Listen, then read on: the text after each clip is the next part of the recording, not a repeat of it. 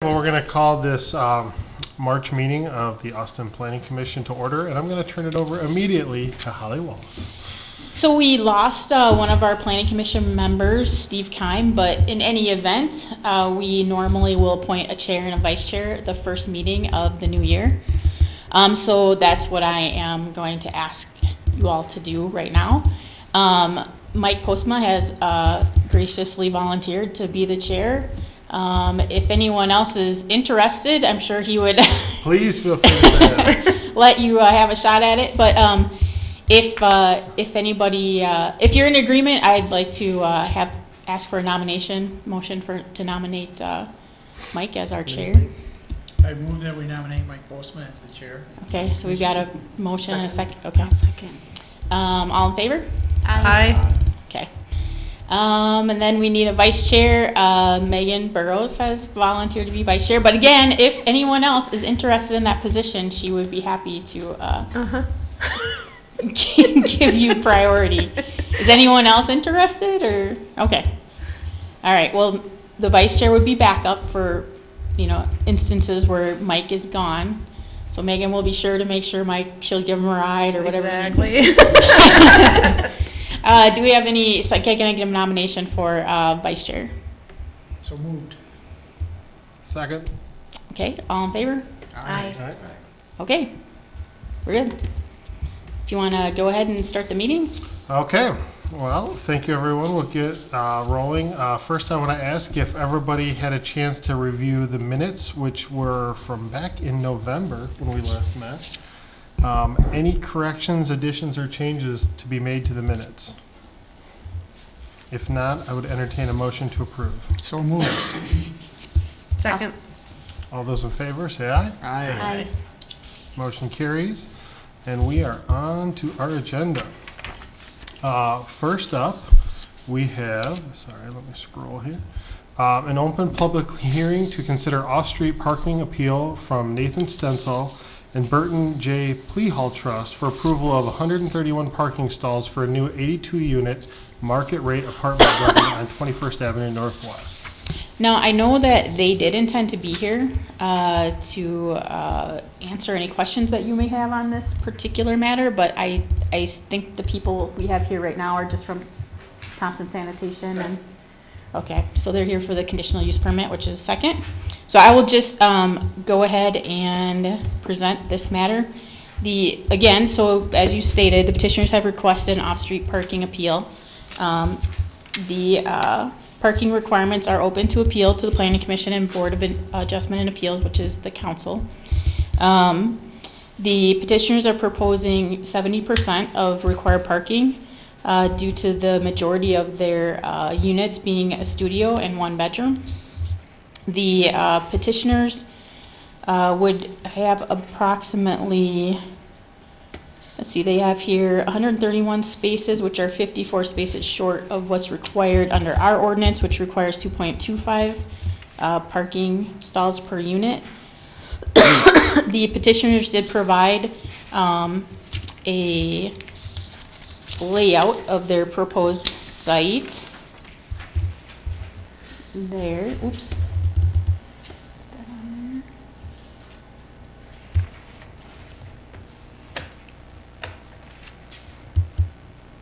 And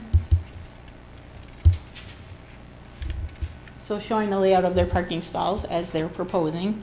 And then they also included examples from other projects that they have done. They have, oops. I'm trying to think I thought they had on here which locations these were at. So they have a Woodland Park, which is in Rochester, Minnesota. That's example 2. They have 1.78 spaces per unit. They have example 1, which is in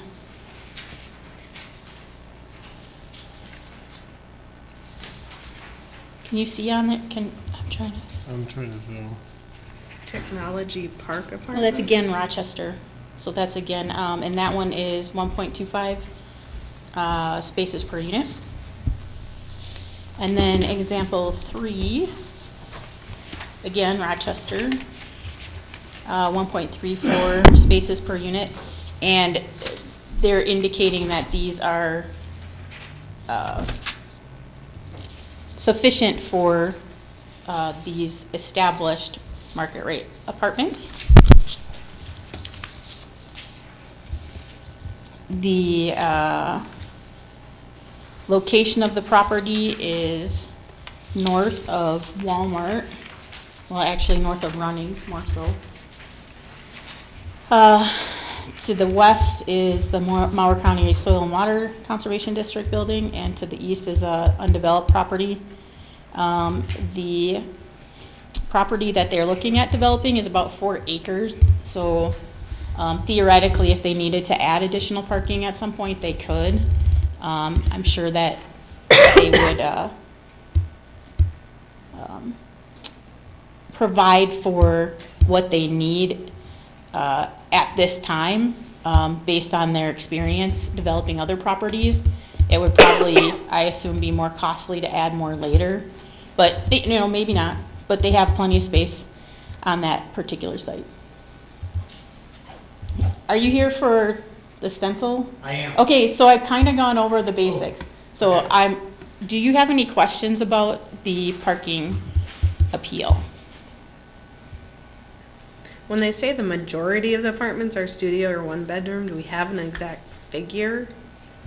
That's a good question. Do you have the, okay.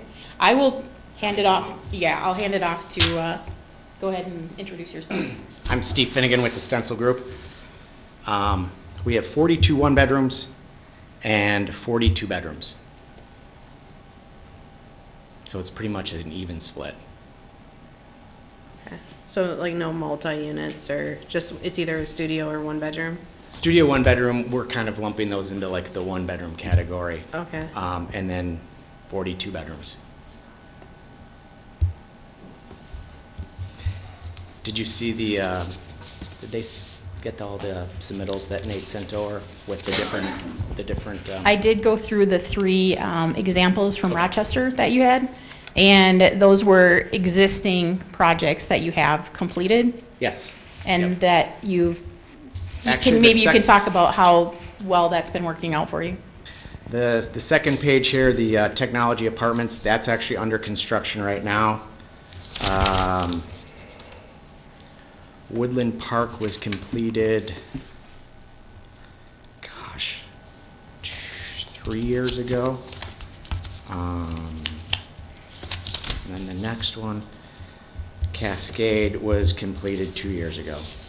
And they've been, I mean, we try to stay away from doing excessive parking just because we have found over the years with all of the buildings that we build that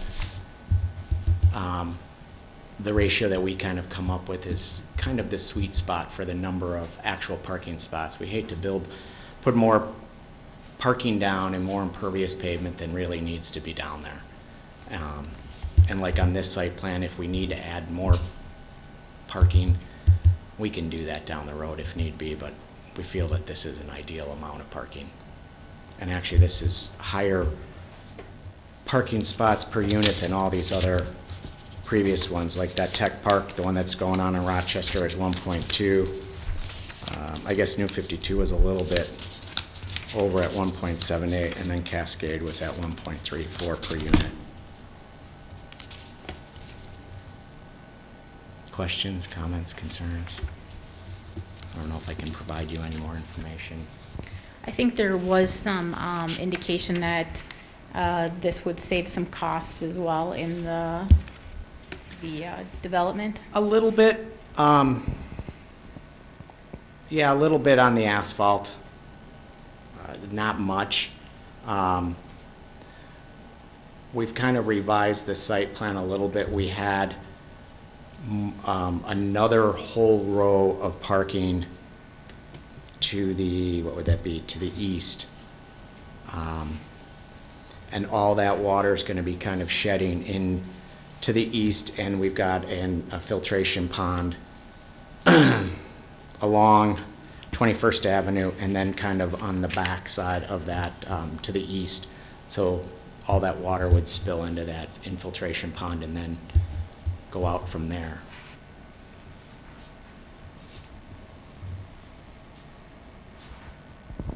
Do any of you have any further questions?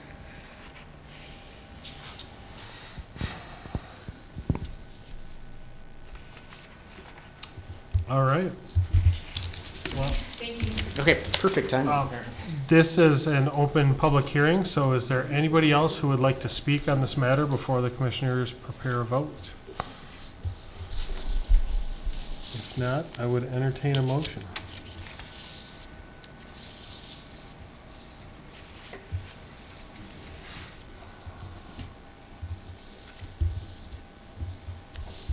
This would be a recommendation to council. Yeah.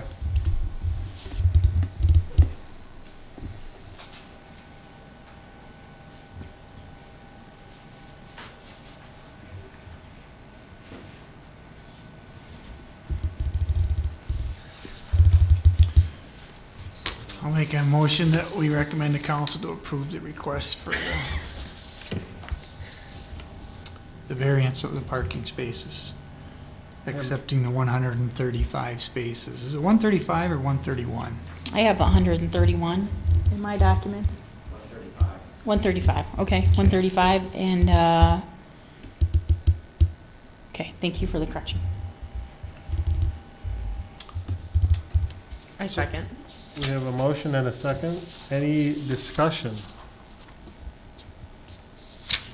Yeah, I just wanted to understand because in what is here is 131.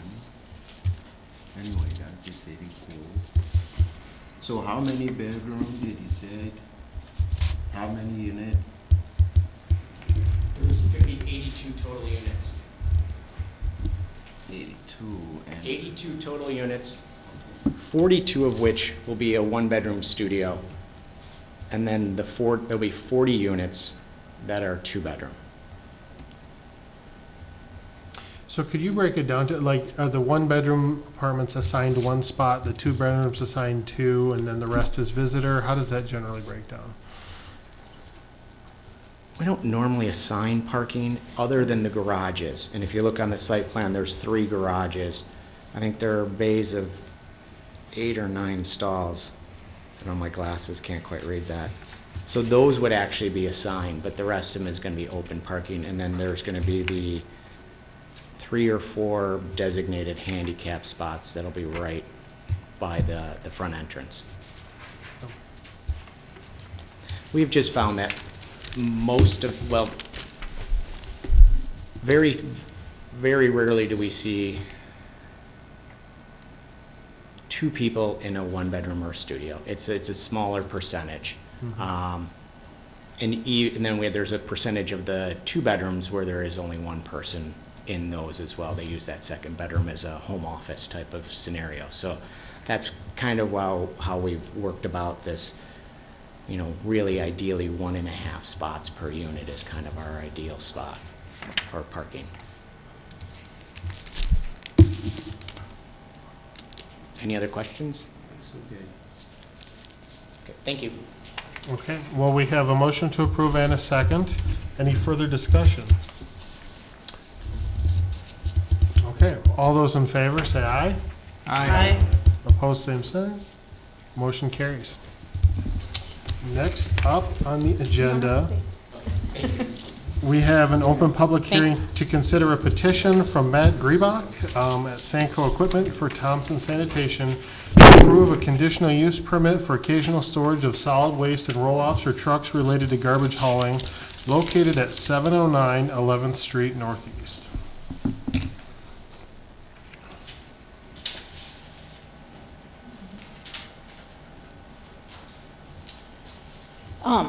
So this is actually a waste hauling facility is actually an allowed use, a permitted use in this zone, the I-2 zone. The property is currently a commercial business owned by Thermo King or Sanco. They have entered into an agreement condition upon getting a conditional use permit to have their sanitation, office, and equipment located at this location. The reason that they need a conditional use permit is that they might occasionally have some solid waste stored in a truck or a roll-off, just temporarily. And our zoning code chapter under I-2 requires a conditional use permit if that is the case. And even though it would be minor and temporary, we felt that it would be necessary to go ahead and get the conditional use permit to make sure that everything is proper under our code, I guess you could say. So the conditional uses, when you're analyzing this type of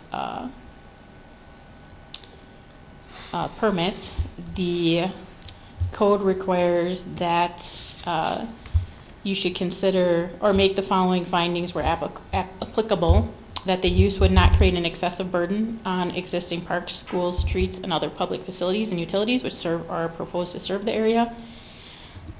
Excuse me, that the use would be sufficiently compatible or separated by distances or screening from adjacent agricultural residentially zoned use land. So existing homes will not be depreciated in value, and no deterrence to development of vacant land.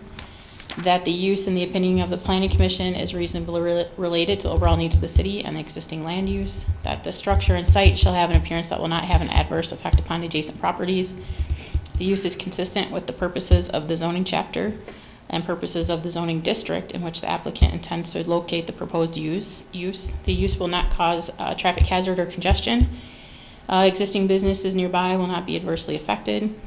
The use will not result in unnecessary destruction of natural features. And to the best of my knowledge, there's no intention of doing a lot of redevelopment of that location, but I'll let the gentleman here describe that to you a bit more. Other considerations would be the geographical area involved. Again, some of the same things already mentioned, demonstrated need, whether the proposed use will cause any hazards to life or property in the neighborhood, or nuisance. The property layout has the employee parking and equipment and rental items kept on the west end of the property.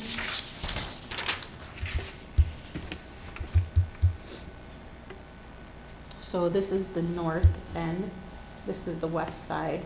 Currently, I believe Palatine was storing some of their trailers on the back side of the property. So the, let's see, this is the proposed site plan. So just to keep it the same.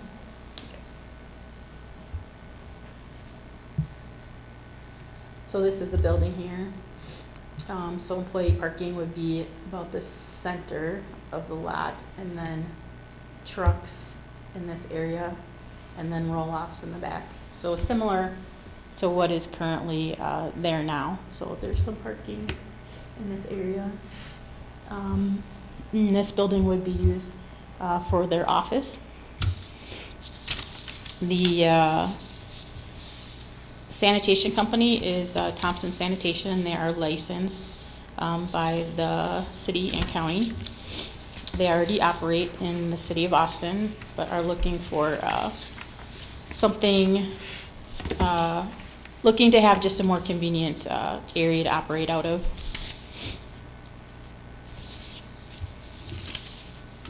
The area is, again, it's an I-2 industrial district, but it does have some residential property to the east, which is why the layout is proposed as indicated, to provide some screening for the residents to the east. The If the planning commission should choose to approve this requested conditional use permit, I would request that consideration be given to that proposed site plan, that employee parking equipment and rental items be kept to the west end of the property, as shown. Do you have any questions for the petitioners who are here, Quick question. or for me? For you, did we send letters out to neighbors and did we get a response if so? We did send out letters to neighbors. How many, do you remember how many we sent?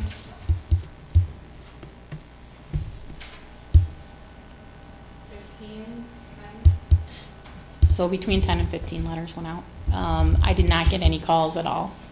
And then there was also publication in the paper. Holly, you've done some work the last few years on fencing requirements for some of the businesses around town. In fact, I think we've got fencing now around Palatins, stacks of pallets. As a result of that, will that apply to this site? Yeah, I'm trying to think of our, so if they have it, items that are not for sale, that's something that I would have to double check on. I mean, if it's required, they'd have to have it. I mean, it just would, it would be a Okay. condition. Because it's not fenced now, right? Yeah, I Just mean, we one wouldn't side? have, The south side is fenced Yep. right now. We do have a plan to put a west fence in along the railroad property, because, just to keep, because with. why don't I just, Yeah. yeah, I just come up- but I would just add that we wouldn't have to add fencing as a condition because it's in our ordinance. So if they're required to have it, they would just be Okay. required to have it. Why don't you go ahead and introduce yourself? Okay. Come on up, state your name and your address, please. Will Harmon. I work for Thompson Sanitation. My address is 901 14th Avenue Southeast here in town. So I do live here in Austin. What we're proposing with the south fence that already exists, I believe belongs to the company to the south of us. We want to put a west fence in to protect our containers from any illegal dumping. If you look at the one that's that we provided, kind of shows that we actually want to try to keep the parking actually in front of, there's a trailer that already exists next to the building. We want to keep everything to that. We don't have very much any rental stuff, so it'd be mostly employee parking and or customer parking out to the front of the building along the north edge, going out towards the street on the east. The west half would be mostly our open-top roll-off containers, which are used for construction or garbage collection, remodeling houses, stuff like that. We tend to put most of that towards the back fence to keep it completely away from the building, just because it allows us more space to have more containers in the future. So that's what, kind of where you can see the trailers there. That's where we're going to work our lot back farther to start with. That's where we're going to store the empty containers. Any other questions? So you will have some containers that might have some garbage in it for somewhat of an extended amount of time? Well, I or- can't say that we can't, because if anybody knows anything, anybody owns any business, at any point in time, somebody can drive into your property and throw something into a container, we wouldn't know. Our intent is not to have anything, but you know, unless you're policing it 24 hours a day, you can't really keep anybody out there. I mean, Sure. any business in any area knows that, especially since the downturn way back in 2008, there was a lot of illegal dumping that had taken place. I mean, we deal with it in our main location in Clarks Grove too. Sure. So this is for the storage, distribution, and maintenance of containers and trucks that are empty. That is, well, I can't say never have anything in them. I mean, to the most part, we try to keep most of our trucks empty at a daily basis, but as everybody knows, the transfer station here in town is only open till 3:30 on Monday, Wednesday, and Fridays, and when you collect garbage, sometimes you can't make the transfer station in time. So we would try to eliminate that by keeping our trucks empty and disposing of it at at the transfer station, along with the fact that we work until 5 o'clock at night with the roll-off end of the business. So we try to keep everything empty, but there's, you know, when your business is open later than where you can get rid of your product, you sometimes have to unfortunately carry it over for a day, could be a weekend, but I wouldn't see anything, I can never say it would be forever. Sure. But, you know, it's no more different than any weekly dump on any commercial business here in town.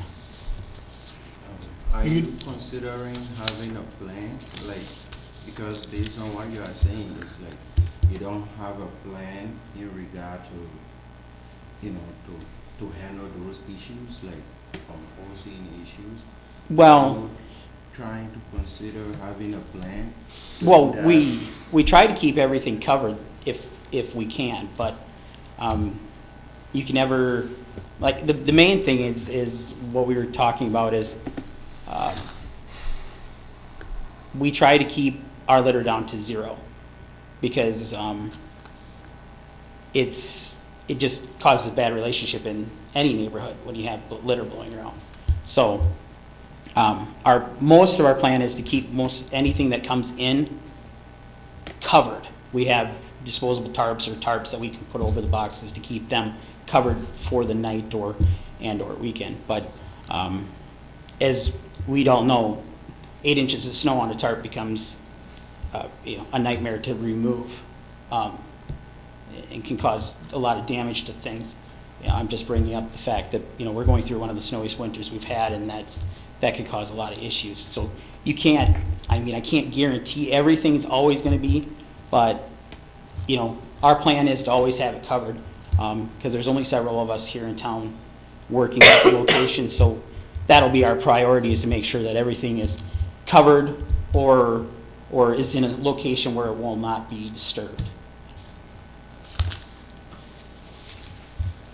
Are you gonna wash containers on site? We don't wash our roll-off containers. We have a location in Clarks Grove where we take care of our washing of the dumpsters.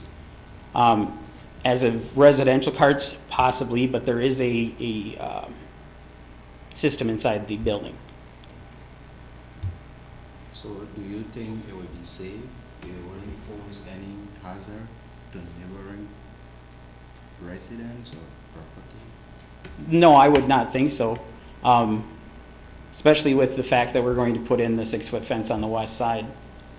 That'll contain everything to the west, and with the location of the dumpsters where everything would be placed, we're several hundred yards away from any residents on the east. And that was our major concern, to make sure we keep everything away from the east residents. Are you willing to cooperate with the city, maybe like in the future, wherein we have a complaint from? Oh, I would for sure see that. But my question to you is on that situation, if you look at residents throughout the town that don't pay their garbage bill and they have garbage blowing around, you know, that's, if not worse, than something that, you know. Holly, I just have a question, sort of point of order, if you would. This is for a conditional use permit. So first question, is this a recommendation to council or a final approval? This is final approval, but there is a 15-day opportunity for either party, either the petitioner or someone who may be in opposition, to appeal to council. Okay. So it will become a final decision after 15 days. Second question, if we did have issues, because I think conditional use permit is for 5 years? Actually, the conditional use permit will go with the property. Okay. However, if there is a violation of the conditional use permit, it can be revoked through Okay. the same process that we're doing here. Okay. We would give them notice, and then we'd have a hearing, and they would be required to defend their conditional use permit. Okay, that was my question. And just a clarification, maybe this is for Mr. Byram. I'm assuming that a conditional use permit, they still have to comply with all ordinances, such as the fencing, but also any nuisance. So if the smell got out of hand, I assume that we would still have an opportunity to go in and deal with those issues. Yeah, the conditional use permit doesn't waive generally applicable laws. It only allows that use to exist under whatever conditions that you set. So to Mr. Postma's point, I think it's important, especially in a situation like this, where you're careful in considering what those conditions ought to be. Because just a blanket, yes, you can store containers with solid waste in them, could allow this owner or a future owner who's maybe less respectful than this owner to keep those containers there long-term, or to not cover them, or to not do the things that you're being promised today. So it's important to recognize this could last beyond Thompson Sanitation's ownership of this property, or this could last beyond this gentleman's management of that office and into someone else's term. So you've heard representations today that they'll do best efforts to keep them covered, so you may have part of the condition that they will keep the containers covered. You know, I agree with this gentleman that those sorts of things can never be perfectly guaranteed. If there's a weather event or something like that that's beyond their control, the idea would be get it covered again when you can. But you do want to have a situation where when the neighbors are complaining and you invest in, and Holly or a member of her staff goes out to investigate and the containers aren't covered, to say, you know, your conditional use permit requires covering. You heard today that the main issue for the reason why containers might be located there full of solid waste is because there's a discrepancy between when Thompson Sanitation finishes their day and when the transfer station's open. So you may consider a condition being that solid waste can be stored there short-term being defined as the period of time necessary until the transfer station can accept the solid waste. So again, best intentions are, if it comes in on Friday, it'll be out on Monday. Are they open Monday? Yeah, they open Monday. But if best intentions aren't followed and there's a container sitting there for a week or 2 weeks and that becomes a problem for some reason, Holly can send a member of her staff out there and identify that this container's been sitting there full of materials for more than the time necessary. They have to get it moved. So think of your conditions as how could enforcement occur if enforcement was necessary. But to Ms. Burrow's point, you know, nuisance, if they're causing problems, if it's creating a health hazard, things like that, there's always enforcement opportunity there. Mm-hmm.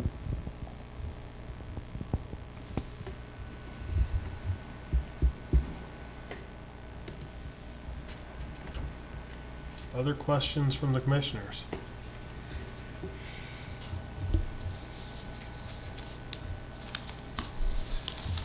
When you send the note out to the residents, I'm assuming you're laying out pretty clear what the intent of this property is going to be, correct?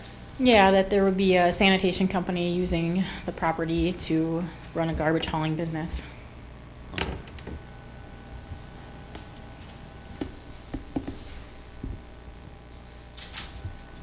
And this is one lot, correct? I mean, I kind of see where the trucks are. There's a blue line going down. That's. Yeah, I actually can't remember what the dashed line was for. Okay. But yeah, it is one parcel. And just a reminder that garbage hauling business is allowed in this district. Mm-hmm. The only concern is that there may occasionally be some solid waste in a container or in a truck. So that's what requires the conditional use. Yeah, go ahead. State your name and address, please. Yeah, Tom Leland, 305 First Avenue South, Albert Lee, Minnesota. Gateway Commercial Realty. I'm a facilitator, I guess, to speak, I guess the best way to put it, with Sanko and Thompson Sanitation. Mr. Thompson, who's Frank, who owns Thompson Sanitation, i.e. Grove Development, who's purchasing the property from Sanko. There is an existing fence to the south that runs east and west, existing. And like Will said, they're going to be putting a fence up on the one side by the residents there. If you look at the distances from the two residential areas, the 200-foot number that I guess I saw in the paperwork, we're real close to being there already on the distance to those residential areas. Mr. Thompson's making a large investment in new containers and front-end loaders, and his intentions are to cover these containers at all times. Right now, currently where he's operating, that's zoned, I think, the same, and he's not operating with a conditional use permit, and it should be. The other sanitation people are also in an area that should have a conditional use permit, and they don't. I guess what we're trying to do is just do things the right way. So, and that's, yep. Thank you. Any questions, I guess, for me? I have a question. Sure. Is there any fencing to the north between Palatine and the property? Is that going to be open? No, there is not at this time, but there is to the south, running east and west. And if you look, you know, where the building is here, where they're gonna park, employee parking and whatnot, if you take and measure from here, all the roll-off containers and smaller containers are all gonna be in this area back here. This is the fence they're going to be putting up. There's an existing fence here. And if you measure from here to that subdivision, it's close to 200 feet, so we're almost there. I guess where we're real close is over here to this area. Or, yeah. Well, it's close there too, I think, from here to the next residential area, which would be this stuff here. I don't know how, it just doesn't quite complete the picture, but anyway, yeah. Are you gonna extend, Existing fence here and proposed here. are you gonna extend the gravel back to the new fence on the west? Over here, Yep, on the west end. I think that's their intention, yeah. If they're gonna have containers there, if they need to. You have put to have fill in, gravel they'll- there, they'll right? do that, yeah. Okay. Now, Frank has been in town now for, I think, since 2004, and been in business in the Albert Lee area and surrounding area since 1982. Been a good operator.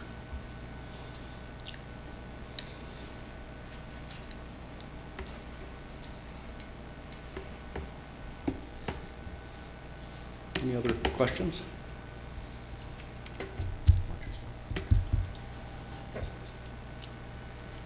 Thank you. This is an open public hearing. Is anybody else interested in speaking on this issue? If not, I'll open it back to the commissioner. No, I didn't have a detailed list of conditions for you, so if you want to add something, you know, you're welcome to do that. That's part of what, you know, the discussion is about, to kind of get an idea of what issues may crop up, but I leave that to you. Yeah, I think I am particularly interested in something to the effect of what Mr. Byram said. And Erica, I was wondering if in your note-taking you were able to capture how he phrased that. How good are you? Well, it's something between best efforts and a specific time period. Yes, to help sort of define a reasonable amount of time legally. I have CUP doesn't waive applicable laws, only allows them to exist under conditions that we set. Important to consider those conditions because the standard open CUP can allow this or future owner to keep those containers there indefinitely or uncovered. Okay. If they ever do change the use at all or expand it, they would have to come back and amend their conditional use permit. Yeah, I think for me, I just would like to see something that defines the amount of time that, you know, waste could be kept, you know, until basically the transfer station opened for dumping the next day.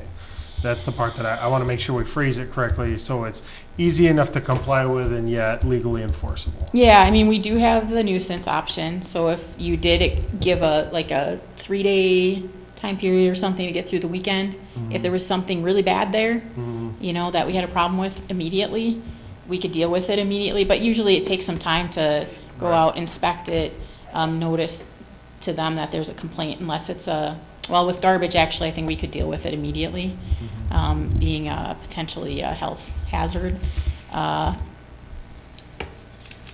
So yeah, I guess I would feel comfortable with there being a 2 or 3 day. Is that something that you could work Well, with? when you say 3 day, you gotta remember that you have several holidays that fall on a Monday. Right. So then, unfortunately, the transfer station's not open on those days. So Yeah, I'm not trying. No, that's okay. No, I mean, no, yeah, maybe a I was thinking right with you. Uh, Legally, again, we want to get it to where it's Exactly, workable, we wanna but work completely legal. with what is. Excluding holidays.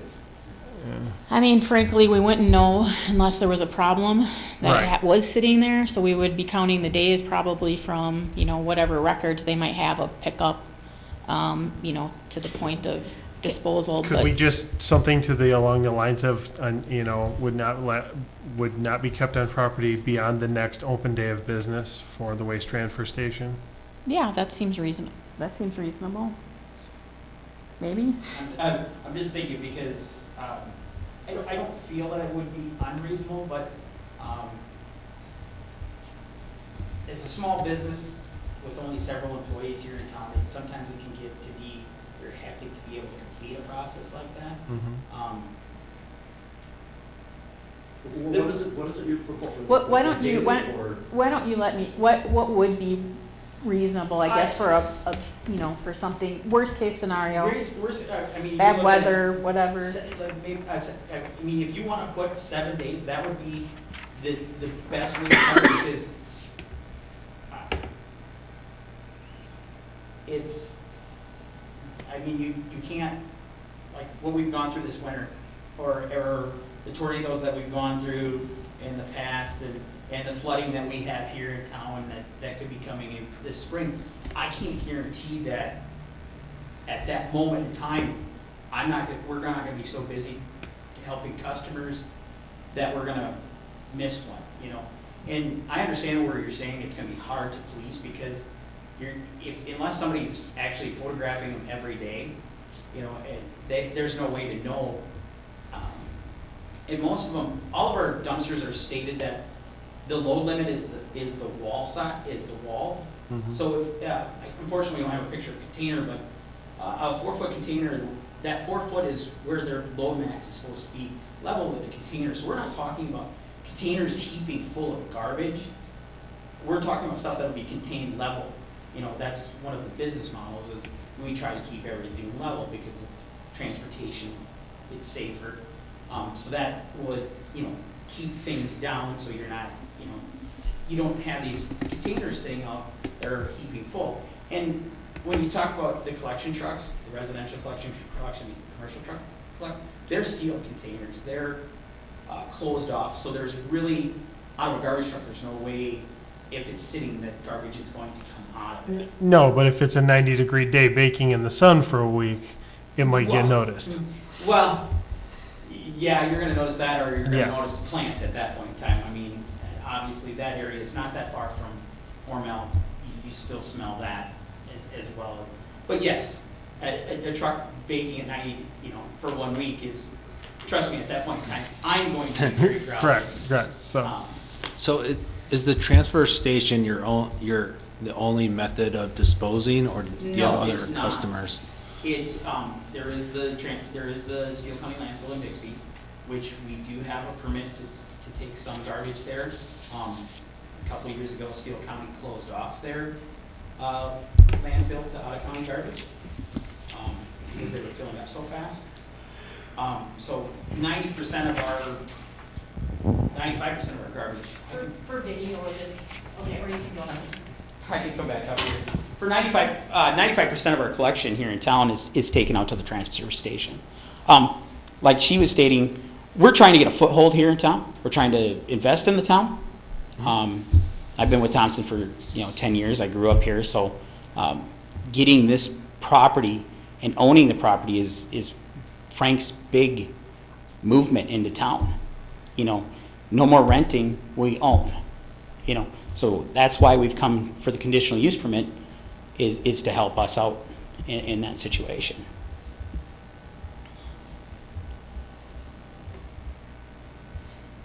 And you can't see it quite well, but if you had a new picture of the property, Palatine done a very good job of lining the north edge of the property with trailers.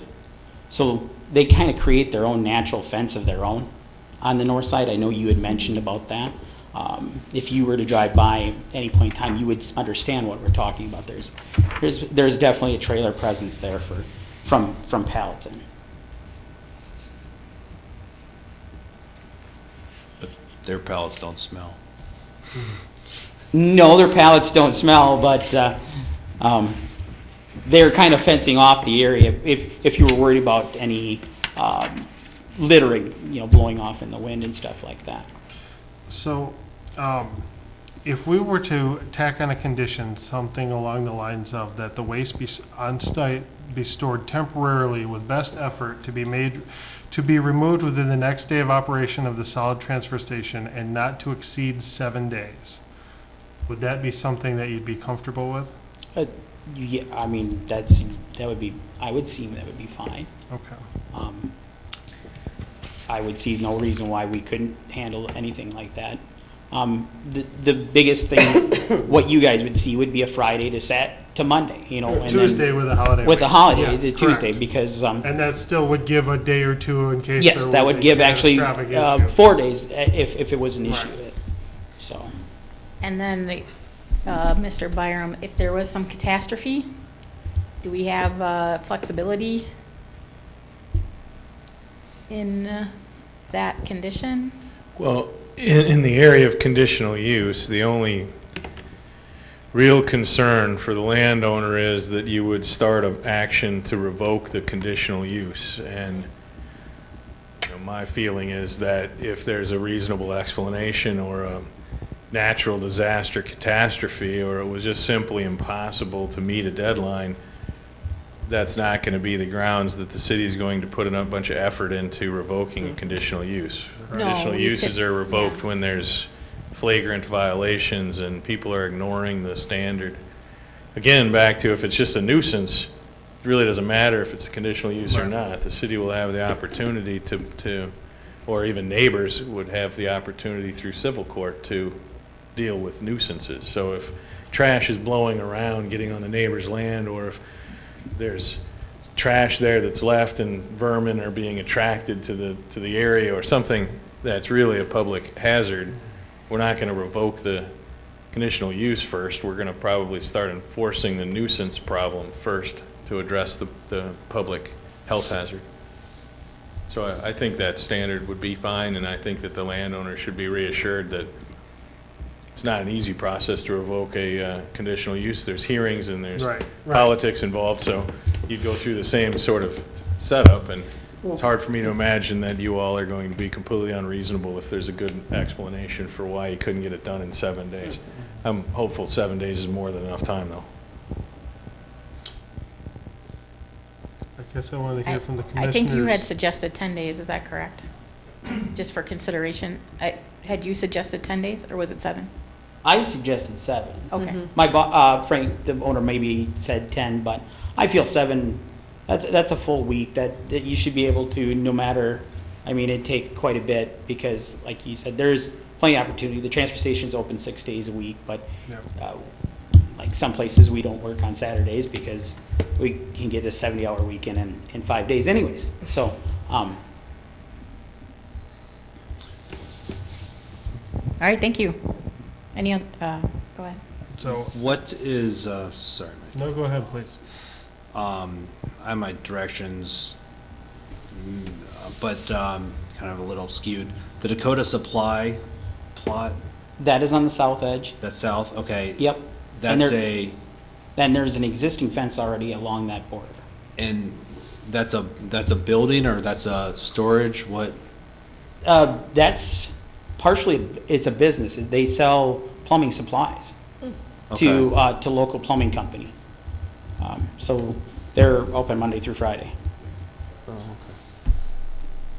So, I mean, there's no concern that there could be an issue with that facility that might, let's say there's a fire or something that, or they have any type of, I mean, just I understand what You you're saying, know, like, if their It building seems was, gonna be would there pretty be close issues? to, where where your garbage could be, that could potentially be flammable, so I just Oh, wanted I to make sure understand that it completely wasn't what you're saying. anything- Yeah, I can't say that you, I mean, right. you won't store It's stuff not- close to that, but that's, it's not it- your business. but- I believe, it's really hard to see, but there might be close to, and anybody that's been with the fires knows that residual heat can travel quite a few distance, but there's at least, I would think, close to 4 to 5 feet between their building and actual where the fence is.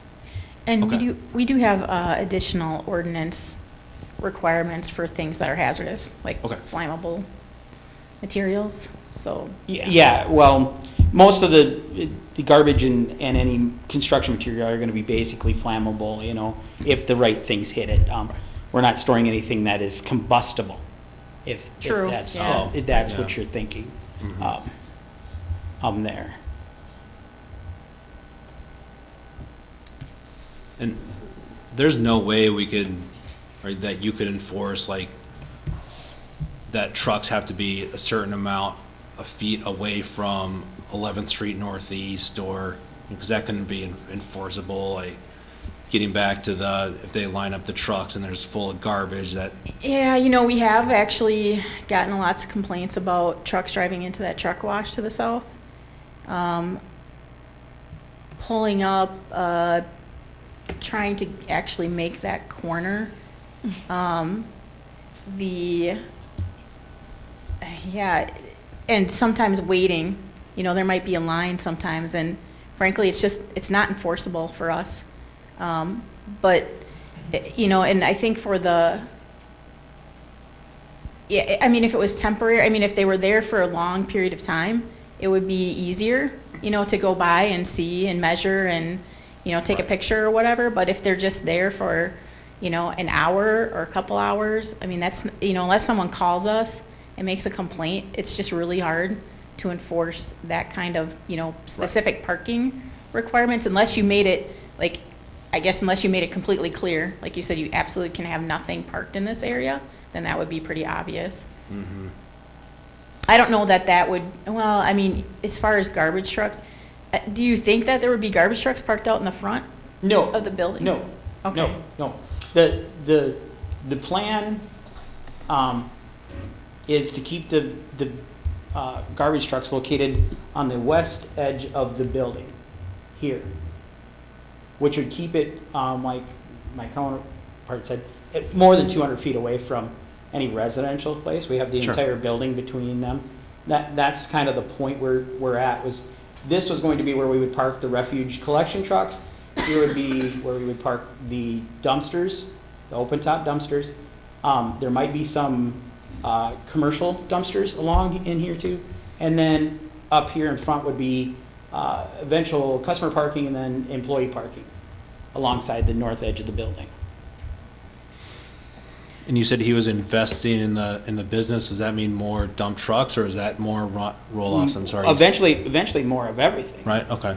The eventual thing is to grow the business Sure. in Austin like we've grown in Albert Lee.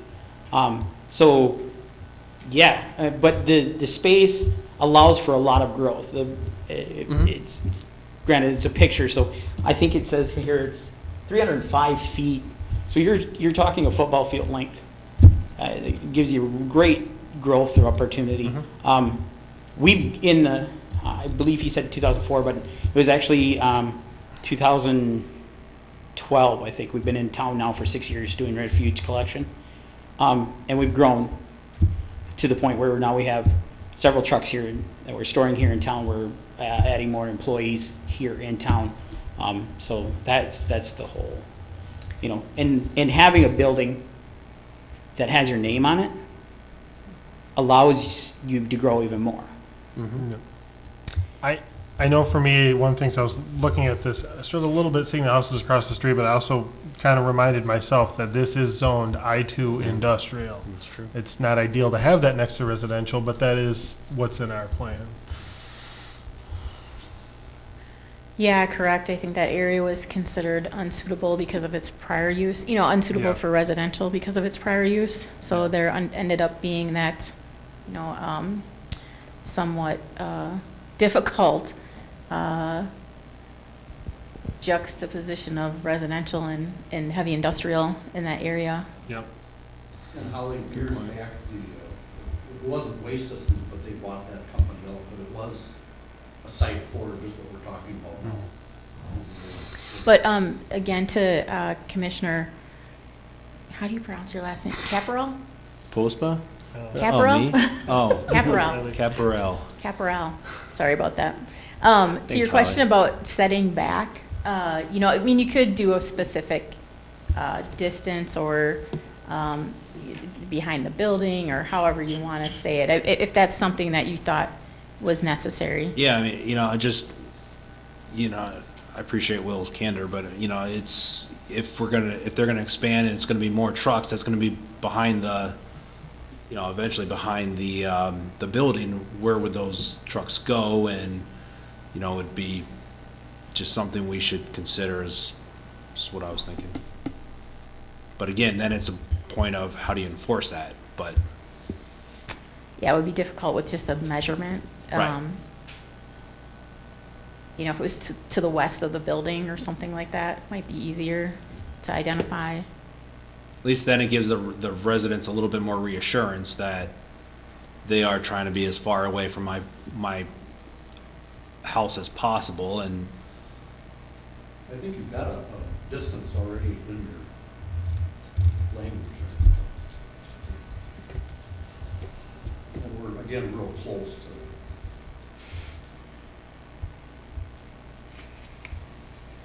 but it's also the perception, and it's someone that's living right across from it. So I wouldn't want to be that person looking at a garbage truck either, no matter if it's 1,000 feet or a mile With away. your number though, then we wouldn't be here.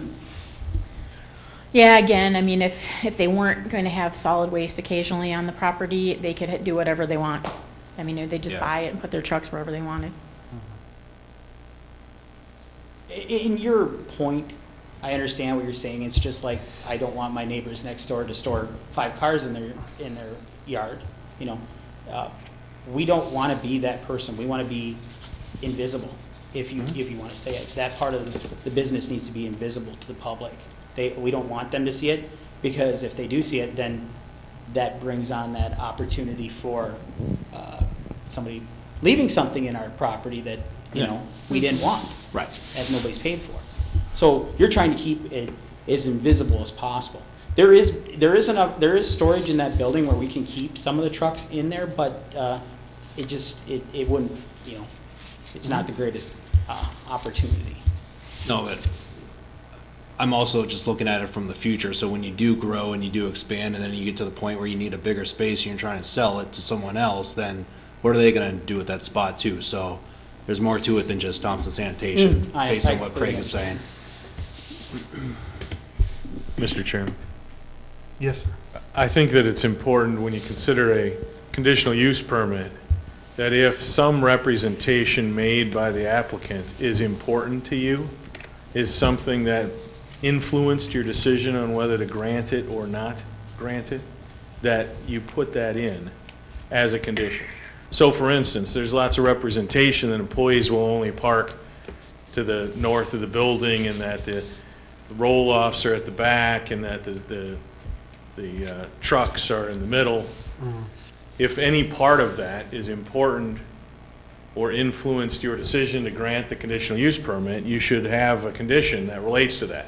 So for instance, if it's important to create the separation between the residential area and either trucks or roll-offs, something like Holly Wallace said, that one of the condition being the trucks and the roll-offs have to be located behind the building or to the west of the west end of the building, or something along that line, is important, because if that's why you thought this was a good placement for storage of, again, we're only talking about trucks containing trash or roll-offs containing trash, then we should make that a condition. Otherwise, future pressures on the business may influence the owner to start parking trucks up towards the street.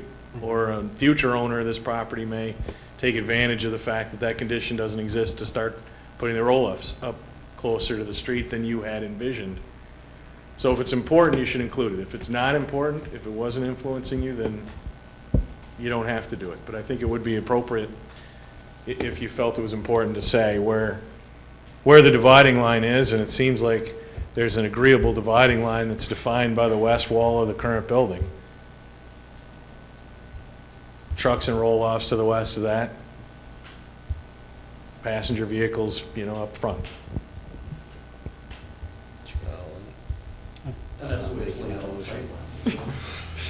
So if the commissioners want to take a look at the very end of this section on our agenda, under staff report, there's the one condition was a little bit alluding to what Mr. Byron was speaking of.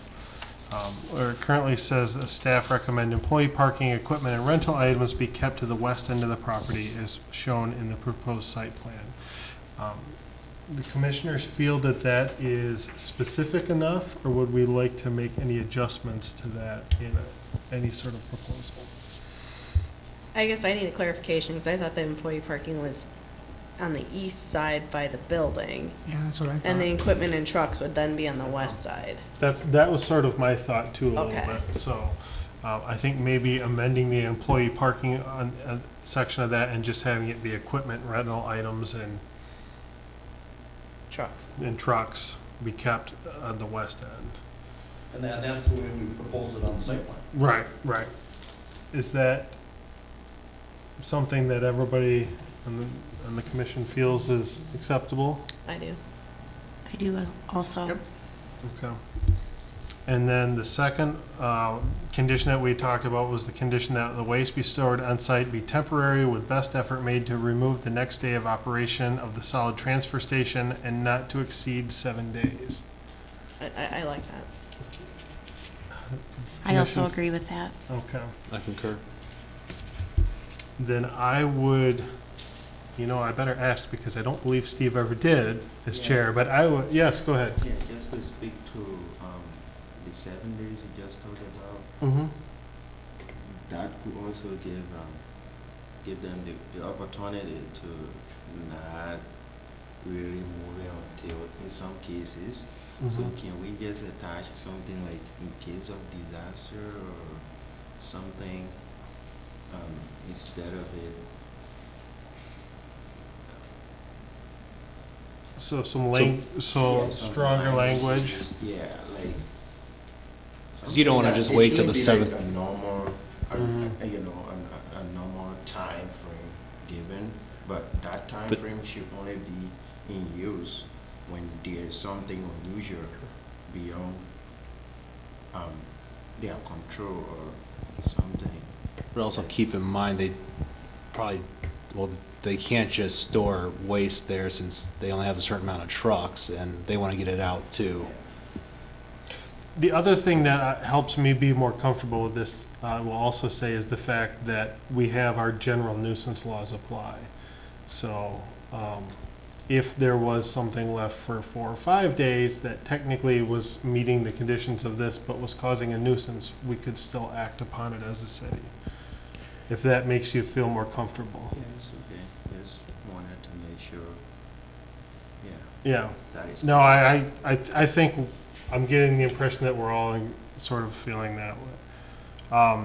So I guess I should double check that it is okay for a chair to make a motion. Did Craig have something? Craig?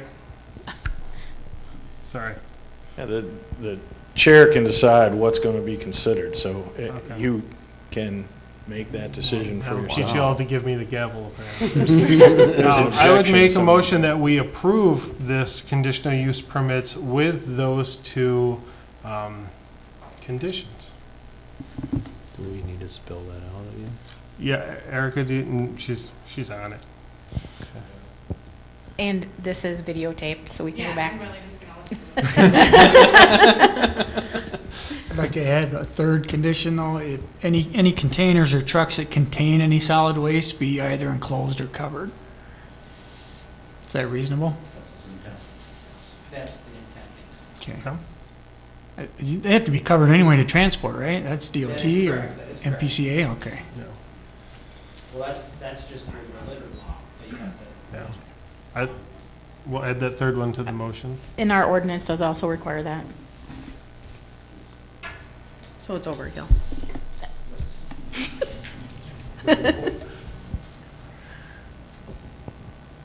Any other conditions? If not, we would need a second for the motion. All right. We have a second from our new Commissioner Schrock. Any further discussion? All right. All those in favor say aye. Aye.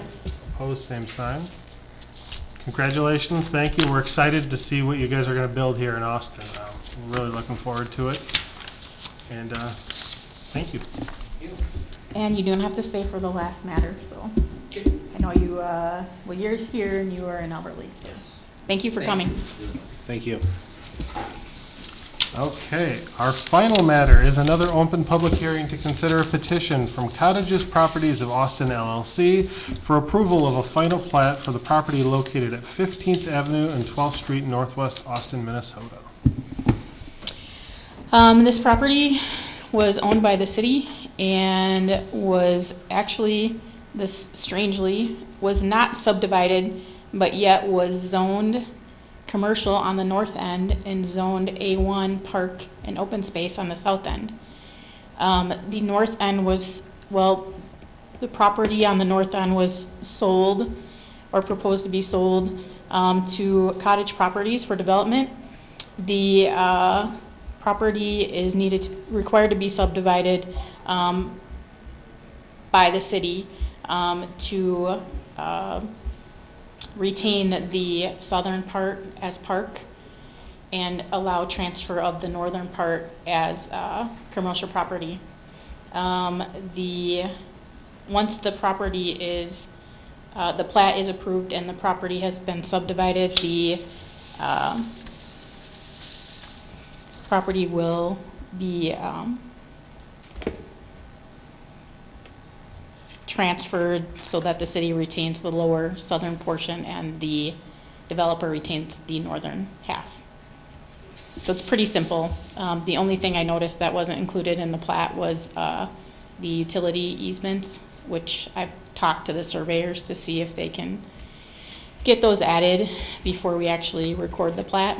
But it can be approved with, or this is a recommendation to council, recommend approval with the addition of the easement prior to recording. Should you so decide to make that recommendation? Do you have any questions about that plat? Do we know exactly where it'd be subdivided, or? Yeah, it shows in the plat, the Northwest Park subdivision, this piece. And it's right about I'm sorry. where 13th Avenue lines up with the parcel. So right about here, Yep, that makes sense. this area. Excuse me. Holly? Yeah. Just for the commissioners' information, as part of this process, of course, utilities and the park and rec people and everyone else who would have a vested interest in the public aspects of this have been consulted, have seen this, have reviewed it, and feel that this is an appropriate plat and appropriate use of the property north of what they really needed for the park. The land that was for the park was considered excess and really didn't have any improvements on it or anything else. So I don't want us to get lost in the weeds too much about whether this is, you know, a good idea or not. The various departments and utilities and people who have an interest in making sure this all works properly have reviewed this and approved it, right? And the council has also approved the sale. Council's also approved the sale. So really, we're just trying to create new legal descriptions that will make the transfer easier and make it clear where the dividing lines are and things like that.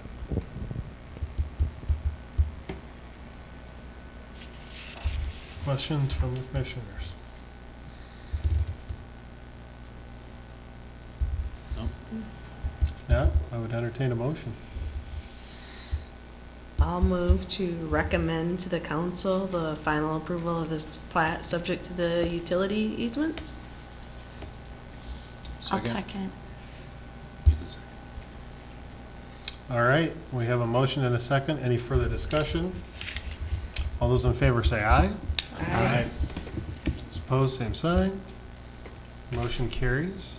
Holly, do you have any last words of wisdom for us? I'm trying to remember the exact date. Was it March 28th, Jay, that I talked about or sent a link to the commissioners about attending a class, a webinar? Was anybody able to? I wanted to, but I'm gonna be on vacation. Okay, so it might be only Commissioner Lutz that can make it. I think I was going to try and make. Oh, okay. And I'm gonna Commissioner try to Postma, make it okay. as well. Oh, okay, then I'll set it up. Isn't it like Be a, here? Yeah, we'll have it at City Hall, 28th. 28th. I think it was from 1 to 4. I have it starting at It's 1. in the afternoon, yeah. I'll send out additional information, or just contact me if you want to know more about it. Yeah, send it to me. I might be back. Okay, and that's all I have. All right. Motion to adjourn. second? All those in Aye. favor? Aye. We're adjourned. Thanks, everyone. Didn't we look into that? Yes, I thought it might be.